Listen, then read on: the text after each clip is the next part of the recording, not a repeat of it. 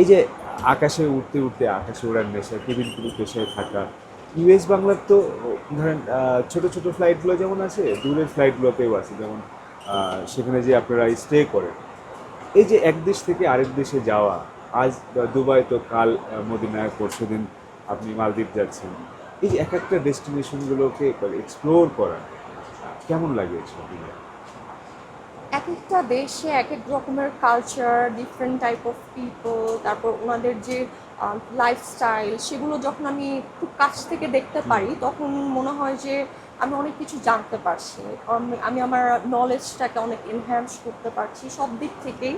তারপরে ওখানে হচ্ছে আমরা যখন শপিং মলে যাই, ওনাদের যে লোকাল যে মার্কেটগুলো, ওনাদের লোকাল মার্কেট সবগুলো আমরা এক্সপ্লোর করতে পারি। তারপর ডিফারেন্ট ডিফারেন্ট যে টুরিস্ট স্পটগুলো যেগুলো আছে ওগুলো আমরা ঘুরে দেখতে পারি। সো এই জিনিসগুলো আমাদের আমরা সবাইকেই, অ্যাপার্ট ফ্রম যারা আমরা চাকরিতে আছি তারা ছাড়াও সবাইকে আকর্ষণ করে যে আই উইশ আমিও ওনাদের মতোই হতে চাকরিতে হতে যেতে পারতাম। সো আমরা এরকম আত্মীয় থেকে র্যান্ডম অনেক এই এটাই কোয়েশ্চেনটা পেয়ে সংক্ষেপে থাকি বলুন। যে কিভাবে কেবিন ক্রু কেবিন ক্রু হতে পারবো,